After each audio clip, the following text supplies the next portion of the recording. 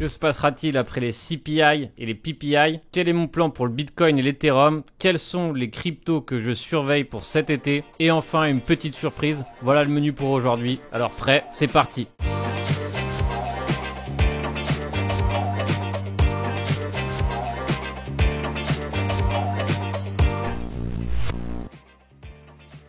Bonjour à tous, bienvenue sur la chaîne Captain Trading. Comme d'habitude, on va essayer de faire un point technique sur les marchés. Et comme d'habitude, on va essayer de commencer par un point macro. Essayer de voir un petit peu qu'est-ce que nous racontent les marchés traditionnels. Ensuite, on enchaînera sur le Bitcoin et l'Ethereum, mais on ne regardera que les grosses time frames, à savoir du daily, du weekly. On va essayer un petit peu de s'aérer l'esprit en ne regardant, on va dire, que les time frames majeurs. Pourquoi? Parce que vous allez voir que le cadre a l'air légèrement différent sur les time frames majeurs que sur les petites time frames. Derrière, il y aura une petite surprise, donc je vous invite à rester tout au long de la vidéo. Alors, qu'est-ce qu'on a ici sur côté SP500? On a un magnifique range de consolidation. Alors évidemment, quand on regarde ce graphique, tout porte à croire que on tirera vers une hausse. Je pense que c'est assez possible aussi. Évidemment, il est encore très tôt pour l'affirmer, mais en tout cas, il est possible et il est assez probable, ou en tout cas, je pense qu'une des thèses, c'est de se dire que finalement, bien qu'on ait une hausse, pas sûr finalement que cette hausse dure longtemps. Vous voyez qu'ici, finalement, on va dire, ces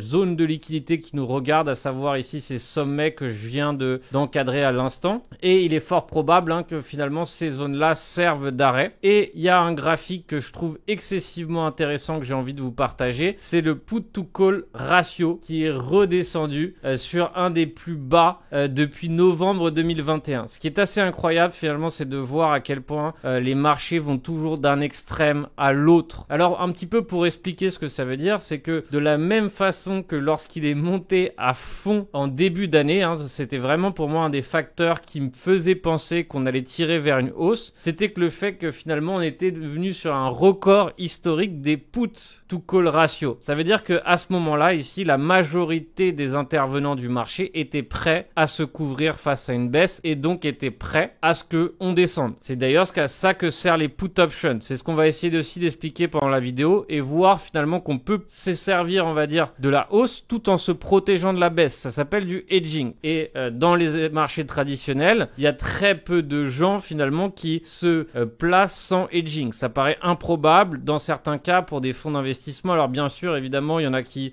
terminent mal, mais généralement, finalement, il y a toujours une part de hedging, il y a toujours une part de couverture face au risque. Donc là, ce qui était assez étonnant finalement, c'était de voir ce pic qui était monté ici jusqu'à 2,40. Et donc finalement, en fait, qu'est-ce qui était clair? Qu'est-ce qui ressortait comme message clair? Tout le monde est prêt pour la baisse. Et d'ailleurs, qu'est-ce qu'a fait le prix? Il est tout simplement, doucement mais sûrement, évolué à la hausse. Et derrière, un petit rallye haussier dont que peu de gens ont pu profiter. Pourquoi? Parce que tout le monde s'attendait à une baisse, récession, etc. Alors, il est très probable finalement que cette baisse ou que cette correction future ne soit juste retardée. D'accord? Et là, qu'est-ce qu'on remarque? On remarque l'extrême, à savoir ici que plus personne ou très peu de monde maintenant du coup est exposé au put option et derrière finalement c'est plutôt les call options qui sont en train de reprendre le dessus. Donc en fait finalement ici plus personne ne s'attend à la baisse. Donc c'est un petit peu ce qu'on peut voir, on va dire, sur ce graphique où on passe d'un extrême à l'autre. Alors qu'est-ce que ça veut dire? Ça veut dire que finalement si le marché entame une correction profonde, et bien derrière il y aura beaucoup moins de gens qui sont prêts. Faut savoir que sur ce rallye haussier, eh bien qu'est-ce qui se passe? On a engendré des gens qui ont envie d'y participer. Donc quand on engendre des gens qui ont envie d'y participer, forcément, qu'est-ce qui peut se passer? On peut très bien avoir la prochaine jambe et la prochaine jambe potentiellement être le début, on va dire, d'une potentielle correction plus profonde. D'accord? C'est très possible. Et il est fort probable finalement que ce petit rallye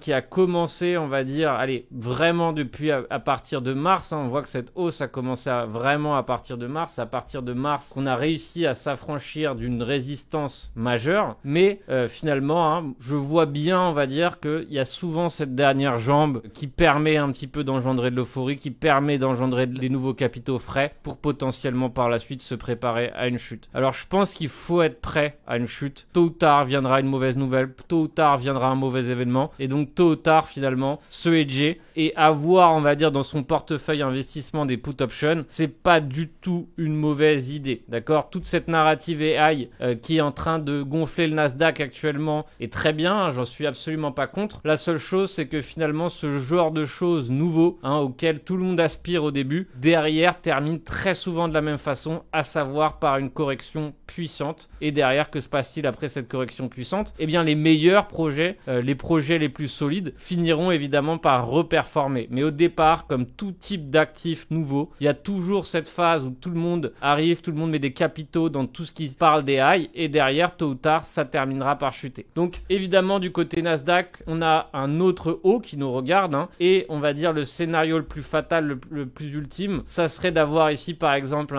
un double top, réintégration, et généralement, c'est à partir de là qu'on peut envoyer les corrections les plus violentes, hein. Rappelez-vous, par rapport au Bitcoin, hein, on avait eu ce sommet Bitcoin derrière qui avait été mis en place. Novembre, on vient chercher le sommet avant de corriger violemment. Autre métrique maintenant, hors Nasdaq, on va s'intéresser maintenant du côté des commodities. Alors, les commodities régalent. Vraiment, c'est un énorme plaisir de les trader. J'ai envoyé des super setups. Je suis vraiment, on va dire, ultra content de cette transition que j'ai démarrée dans le Discord et avec les membres du Discord où petit à petit, bah, du coup, on commence, hein, à s'attaquer à l'euro-dollar, au gold. Aussi, on a la possibilité de trader le Nasdaq, le SP500 et personnellement, pour ceux qui me posaient la question, j'ai trouvé une plateforme australienne.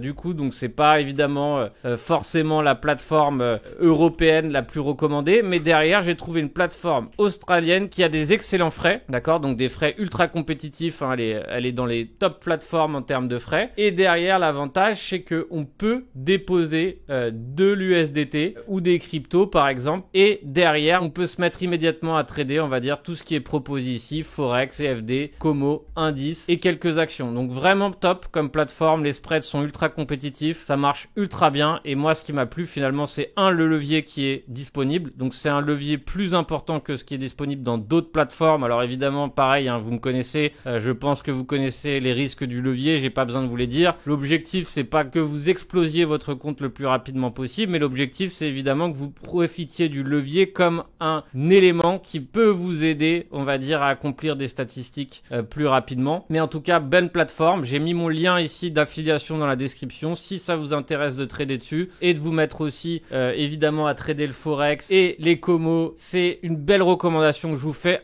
Parce que mes méthodes fonctionnent parfaitement dessus. Il faut juste adapter un petit peu sa façon un petit peu de tirer, hein, de cibler. Mais vraiment, c'est ultra agréable et en fait, ce qui est vraiment sympa, hein, comme vous pouvez le voir dans le Discord, là, les derniers trades qui ont été pris, finalement, c'est la puissance des R ici qui sont disponibles. C'est-à-dire que vraiment ici, sur ce type d'actifs, on peut se permettre des énormes R qui sont évidemment ultra compétitifs, hein. En crypto, on peut pas se permettre d'avoir des stops aussi serrés, sauf si on chope évidemment une belle occasion. Mais vraiment ici, sur ce type d'actifs, on peut rapidement gonfler sa balance si on est bon évidemment, hein, comme n'importe quel actif, il faut être bon. Mais derrière, c'est vraiment du pur plaisir que voilà, d'arriver, on va dire, à mettre en place des jolis risques to reward, hein. Ici, dans ce dernier trade, c'était magnifique. Petit scalp, ça a duré 15 minutes. Magnifique risk to reward. Je peux que vous encourager à passer le cap. Je pense que petit à petit, finalement, lorsque la crypto va finalement commencer à faiblir ou que les cryptos vont commencer à perdre en jus,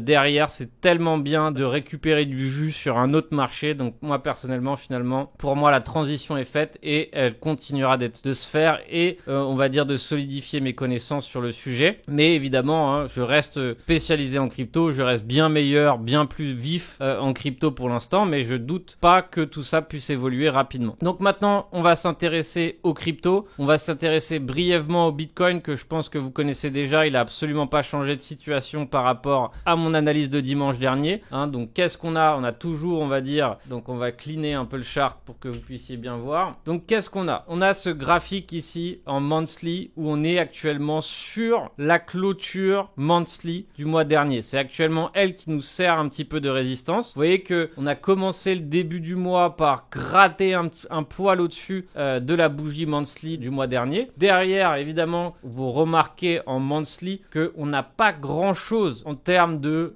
voilà, de jambes musclées. On va dire, on voit des bougies fines qui ont été mises en place, on va dire, sur les mois de juin 2022 et mai. Mais vous voyez qu'il n'y a pas vraiment de grosses price action, il n'y a pas de gros range. Donc on a deux bougies faibles. On a, on va dire, cette clôture, à mon avis, qui est celle qui nous servira de résistance. On a ce top du mois de mai, du 31 mai 2022. C'est celui-ci, à mon avis, qui nous servira de résistance la plus proche. Et maintenant, quand on regarde ici le graphique en daily, on va se le mettre en weekly d'abord. Donc, qu'est-ce qu'on a? On a la clôture du mois d'avril qui, selon moi, représente, on va dire, un niveau clé. On a cette poche de liquidité vendeuse. Pourquoi vendeuse? Parce que derrière, que se passe-t-il s'il y a des stops qui sont déclenchés au marché dans cet endroit ou des gens qui se font liquider? Ils sont contraints de revendre leur position perdante. Donc, c'est ce qu'on appelle de la liquidité vendeuse. Donc, derrière, s'il y a des whales ou des gens qui veulent se placer avec, on va dire, des grosses tailles de position, et bien derrière, ils se servent de cette liquidité vendeuse pour pouvoir acheter. C'est comme ça que fonctionne, on va dire, le système. C'est comme ça que les grosses mains peuvent se placer. Donc, qu'est-ce qu'on a d'autre comme niveau important? On a, pour moi, on va dire, ce milieu de range. Pourquoi j'ai placé un milieu de range ici? Vous voyez que ce petit sommet, ce petit haut de bougie représente, selon moi, finalement, le milieu parfait entre la clôture du lundi qui représente ici, on va dire, en termes de corps de bougie, la résistance majeure, et entre la clôture mensuelle et cette résistance majeure, j'ai trouvé ici qu'on avait un équilibrium parfait sur les 30 800. Quel est l'avantage? Qu'est-ce qu'on remarque? On remarque ici que si on arrive à s'affranchir, à mon avis, des 30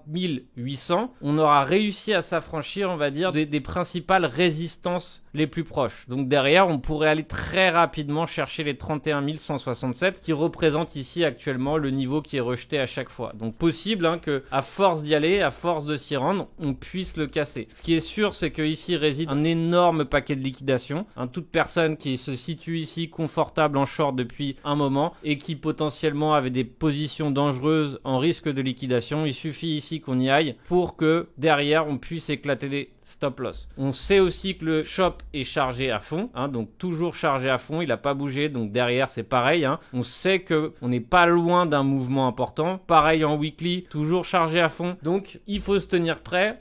Je pense ici que finalement on aura bientôt du sport. Dans quelle direction va donner lieu le sport? Dans quel endroit on va se diriger? Évidemment, personne ne sait. Mais pour l'instant, en tout cas en regardant ce range, c'est pas si mal. Il y a cette petite poche de liquidité entre 30 400 et 30 200 que je surveille pour potentiellement me placer plus tard. Donc je vous rappelle qu'on est en prix CPI. On n'a pas encore annoncé ces chiffres que tout le monde attend. On voit que le marché est légèrement amorphe avant l'annonce de ces chiffres. Et donc derrière, généralement, qu'est-ce qui se passe sur l'annonce de ces chiffres? On a double mèche violente. On vient gratter la liquidité des deux côtés et derrière, il se passe quelque chose. Parlons maintenant des cryptos qui m'intéressent. Je pense qu'il y a pas mal de cryptos qui sont dans des zones intéressantes et qui préparent, à mon avis, quelque chose, qui prépare un coup. Et en tout cas, c'est les cryptos que je vais surveiller cet été en cas de volatilité. Alors, il y en a une, c'est le Arbitrum. D'accord? On voit ici un range ultra serré sur le Arbitrum. Ça ressemble, encore une fois, c'est évidemment très difficile de le dire avant, mais ça ressemble à une sorte d'accumulation. On voit ici ce mini range qui s'est créé. D'ailleurs, si on s'affranchit des 13, des 1,1362, on passera sur l'équilibrium supérieur. C'est un pivot important. Le shop est chargé à fond. Donc évidemment, je suis pas là à recommander d'investir. Mon objectif, c'est juste purement du trading, mais surtout comprendre que si on s'affranchit des 1,13, on a du potentiel, à savoir chercher ici les 1,24, potentiellement un peu plus loin les 1,30, etc., etc. Donc pour moi, il y a vraiment un graphique intéressant. Je pense qu'il y aura une narrative qui va jouer là-dessus aussi. Donc j'attends avant de me placer. Je suis pas forcément pressé. Je sais que ce pivot est important et donc tant qu'il n'est pas réellement franchi, ça sert à rien de me placer à l'avance. Je préfère rentrer plus tard et être rentré dans le momentum quand il y a de l'action que stagner, rester longtemps dans ma position, surtout si elle ne bouge pas. Donc il y a Arbitrum qui m'intéresse, il y a le NS qui m'intéresse. On voit qu'actuellement finalement il est en train d'envoyer un énorme range de consolidation. On voit que ça bouge pas, le shop est ultra chargé. Alors encore une fois, rentrer avant que le pivot soit franchi. Vous voyez qu'ici on a un pivot parfait, support, résistance, résistance, ancien support. et bien derrière, ça m'intéresserait de savoir que va-t-il se passer sur ENS. Donc je suis pas là, on va dire, à anticiper. Je pense pas que ça soit une bonne stratégie d'anticiper. Pourquoi? Parce qu'on peut rester dans le range. On sait pas encore ce qui va se passer, on va dire, sur le Bitcoin et l'Ethereum. Mais derrière, ça fait partie, on va dire, des altcoins que j'ai dans le collimateur. Qu'est-ce qui est agréable dans les altcoins? C'est que derrière, quand ça bouge fort. Il y a de la volatilité, donc il y a du profit. Qu'est-ce qui est désagréable sur les altcoins? Eh bien, c'est que évidemment, ils peuvent repartir à la baisse aussi vite qu'ils ont haussé. Et donc, c'est un jeu où il faut être rapide. C'est un jeu où il y a, on va dire, un vrai jeu de liquidité. Ça passe d'un altcoin à un autre, etc. Donc, c'est pas forcément pour objectif de rester amoureux de ses positions et de ne rien faire. Non, l'objectif, c'est de profiter de ce momentum quand il sera là. Et derrière, en profitant de ce momentum, essayer, on va dire, d'encaisser un maximum de profit. Pourquoi? Parce que je pense que la volatilité va revenir. D'accord? Là, on a l'impression que ça stagne. On dirait que c'est un petit peu le calme avant la tempête. Mais derrière, faut-il se préparer pour la tempête? Je pense que oui. OP fait partie des coins ici que je surveille de très près. J'ai l'impression ici que derrière, après cette baisse massive qu'on a eu précédemment, on a l'impression ici que le prix a l'air de dessiner un pattern d'accumulation. On voit ici que tout est racheté. On voit ce pivot qui tient. On voit ici qu'on commence à sortir de ce range de plusieurs jours. Donc c'est encore le début. Mais derrière, on a un beau potentiel rien qu'en allant chercher les 1,36. Donc derrière, ça ferait partie des coins que je regarderai de près. Le shop est ultra chargé. Comme vous pouvez le voir, a commencé à se décharger à la baisse. Donc tout ça, c'est des signaux positifs. C'est des signaux qui me permettent tout simplement de relever mon attention et qui vont faire que derrière, je vais suivre de près ce type de coin pour chercher à me placer pour une stratégie plutôt swing, pour tenter, on va dire, de rester le plus longtemps possible et aussi en même temps d'avoir une sorte de scalp aussi, de toute façon, pour pouvoir essayer au maximum, on va dire, d'emmagasiner des profits pendant que j'ai un swing, d'accord? Derrière, c'est ce que j'essaye de faire. J'essaye de mêler les deux afin de pouvoir au maximum profiter de la volatilité et encaisser le maximum de profit. Donc, avant de passer aux derniers altcoins que je surveille, je vais vous parler des packs d'été qu'on a mis en place pour vous former et vous former à mes méthodologies. Alors, on a profité, on s'est dit que voilà, il fallait profiter de l'été pour que vous puissiez vous former au maximum. Et donc, du coup, ce qu'on a fait, c'est qu'on a réuni plusieurs formations toutes ensemble à un prix réduit afin que derrière, vous puissiez faire des économies et que vous soyez prêts pour l'été au maximum et pour préparer la rentrée qui va être ultra sportive sans aucun doute. Donc, voici ces packs. Donc, si vous souhaitez évidemment profiter de ces packs, c'est maintenant. Vous avez à peu près 20% de réduction et un mois de Discord offert sur l'achat d'un de ces packs. Donc, profitez-en. Vous allez voir que dans ces packs, on contient ici la dynamique des marchés qui est un de mes best-sellers. Réussir son premier trade, débuter en trading, méthode et mindset et hedging niveau 1. Donc, réellement, vous avez tout pour commencer à vous former et c'est plus qu'un pack débutant, c'est du très solide. Derrière, qu'est-ce qu'on a? Pack niveau 2 intermédiaire avec intraday débutant, swing trading, job d'été à plein temps. Donc, c'est parfait pour ceux, évidemment, qui ont un boulot. C'est une introduction au swing trading, une introduction à ma méthode, hedging niveau 2 et option call et put. Donc, pareil, évidemment, ici, c'est une belle économie que vous faites et évidemment, pour les plus solides d'entre vous, c'est quasi un cadeau. C'est ma stratégie scalping, ma stratégie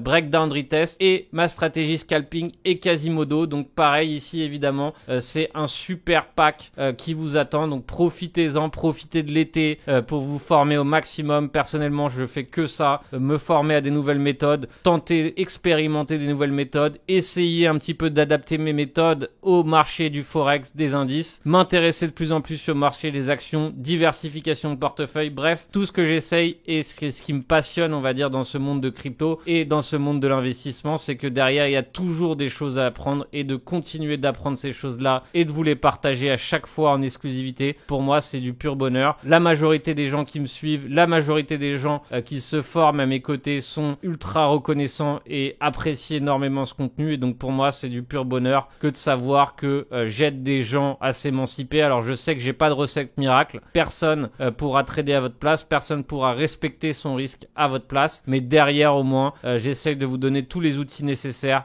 pour que vous puissiez continuer à évoluer dans le bon sens. Derrière, une autre crypto qui elle est en baisse violente, donc très bien, hein, en aucun cas ça veut dire que j'ai envie d'acheter le couteau, ça peut continuer à baisser, mais je surveillerai tout de même de près, on va dire, une sortie de ce range de conso ici, on va dire de cette petite baisse. Pourquoi? Parce que derrière ici, tôt ou tard, on va dire, à un moment donné, le prix estimera que ça y est, c'est la fin de cette baisse et potentiellement on pourrait rattraper, on va dire, ces niveaux ici qui ont été perdus très rapidement. Donc ça, c'est aussi une crypto que je vais surveiller. Il y a le TRX aussi qu'il faut surveiller de près. Et il continue, on va dire, voilà, sa petite montée, tranquillement mais sûrement. Il y a le XRP qui est aussi en chop chargé, range serré derrière, qui terminera tôt ou tard par sortir d'un côté. Il y a le Solana que je surveille et que je continue de trader. Je pense que si on s'affranchit de ce pivot, hein, on a un vrai pivot à 22, ça pourrait s'envenimer assez rapidement vers les 25-26 dollars, hein, qui représentent, on va dire, la zone de liquidité la plus importante. Voilà un petit peu pour tout ce que j'avais à vous dire aujourd'hui. Je pense qu'il faut rester vigilant, prudent, ouvert, voir un petit peu ce que les CPI vont nous donner. Alors généralement, on espère des bons résultats. Quoi qu'il arrive, qu'il y ait des bons résultats ou pas, généralement, on termine souvent de la même façon, à savoir un piège dans les deux côtés. Et derrière, le prix qui termine réellement, on va dire, par nous donner quelque chose. Et enfin, on va dire, il faudra ensuite voir ce qui se passe. Restez attentifs. Si ces analyses vous plaisent, je vous invite à mettre un petit pouce, suivre la chaîne, activer les notifications et on se retrouve très bientôt pour un prochain tuto, pour une prochaine analyse et je vous souhaite un agréable trading à tous. Ciao ciao Loki.